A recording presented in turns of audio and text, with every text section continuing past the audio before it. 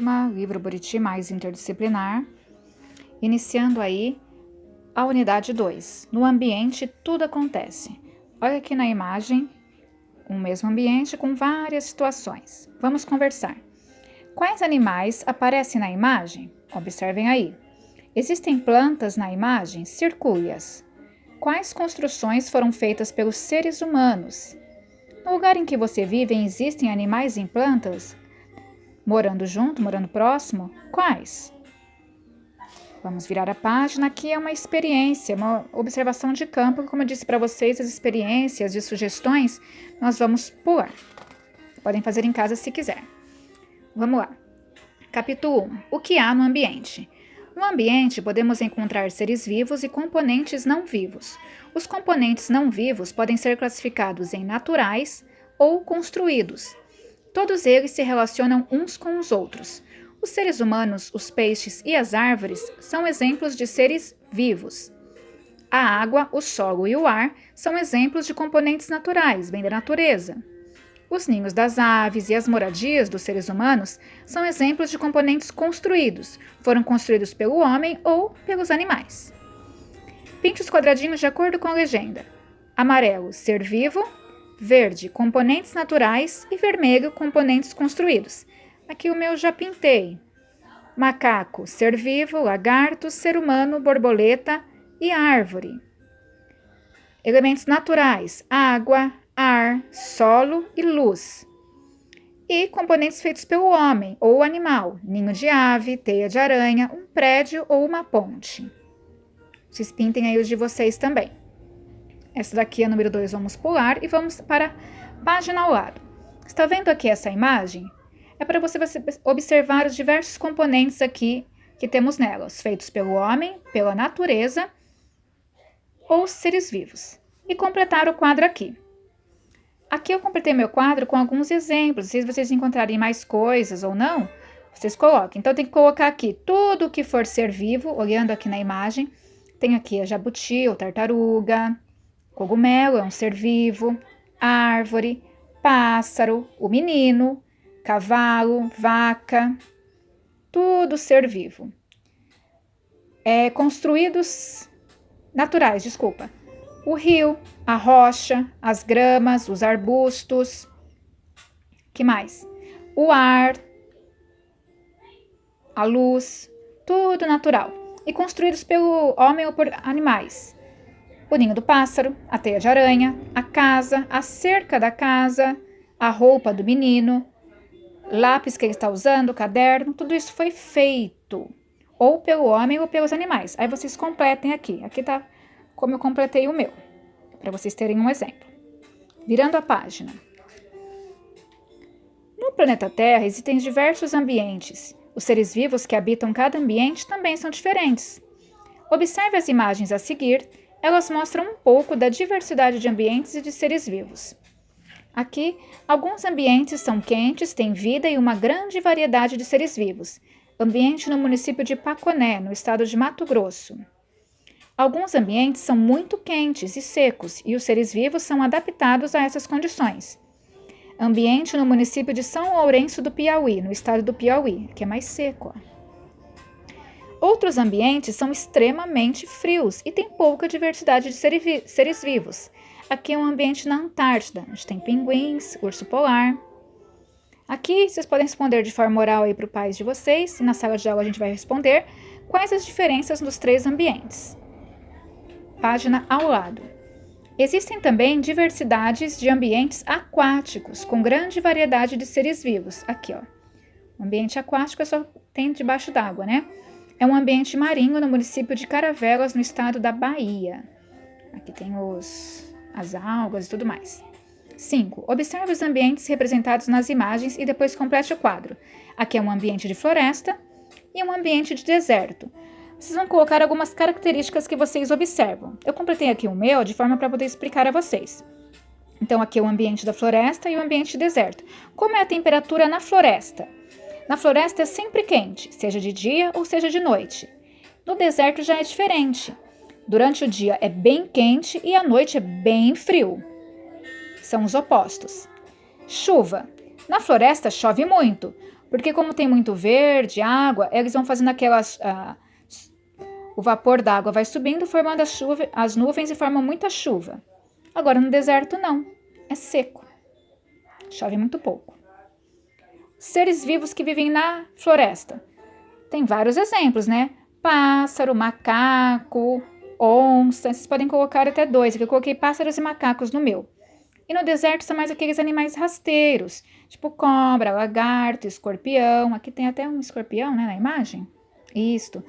Eu coloquei cobras e lagartos. Vocês podem colocar aí o que vocês acharem, ou podem até pesquisar na internet e colocar outros exemplos, certo?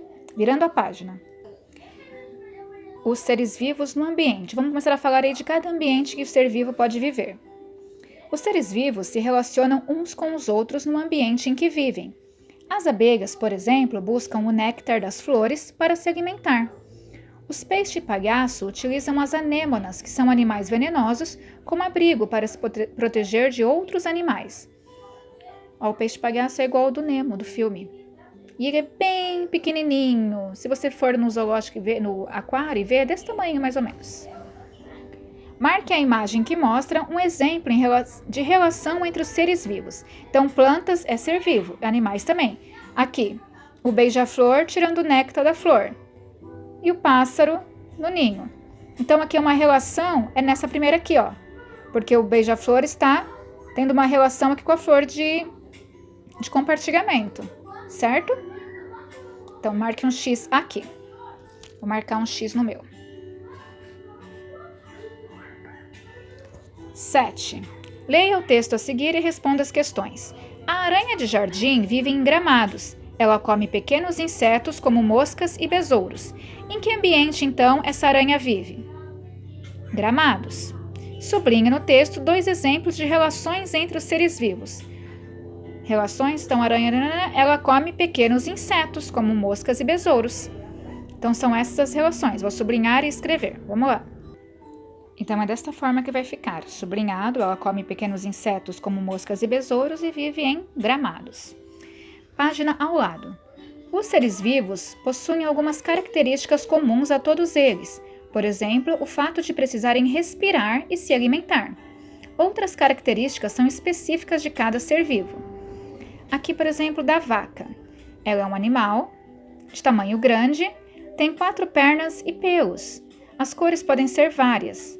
Marrom, preto, branco, malhado, e elas vivem em ambiente terrestre e geralmente em pastos. Outro ser vivo são as plantas, no caso aqui a laranjeira. Ela é alta, tem o tronco forte, galhos cheios de folhas. A cor dela são folhas verdes, flores brancas e frutos alaranjados. E ela vive em ambiente terrestre também. Aqui nos pede para pesquisar aí na internet outros seres vivos ou plantas, né, que também é ser vivo, e colocar aqui as características igual foi colocado aqui. Aí é com vocês. Pesquisem, coloquem e depois me mandem. Virando a página.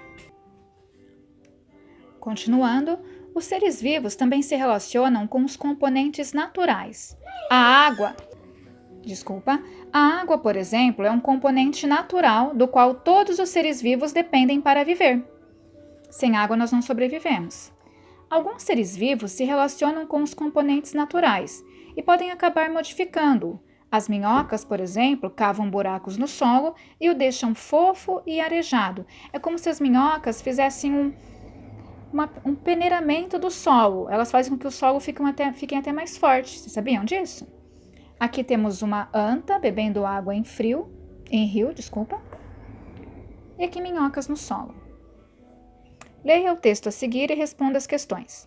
A luz é um importante componente natural para o desenvolvimento das plantas. As flores da planta 11 horas, por exemplo, abrem na presença da luz do sol e fecham quando anoitece. Essa planta aqui ela é muito legal, muito diferente, essa flor, não sei se vocês já viram. Ela fica fechadinha e geralmente quando é esse horário de 11 horas, meio-dia, ela abre. Passa esse tempo, ela fecha novamente. Ela é bem interessante. O que mais demonstra mais do que nunca do que é um ser vivo, né? Para acontecer isso. Que componente natural provoca a abertura das flores da planta 11 horas? A luz do sol. Já tinha falado. Vou colocar aqui para vocês verem como fica. Aqui, ó, luz do sol. Página ao lado. Os seres vivos também se relacionam com os componentes construídos. Os animais, por exemplo, constroem ninhos e cavam buracos, e os seres humanos constroem moradias e objetos. Por meio de suas ações, os seres vivos modificam o ambiente onde vivem. Aqui, os tuiuius recolhem gravetos para construir seus ninhos no alto das árvores.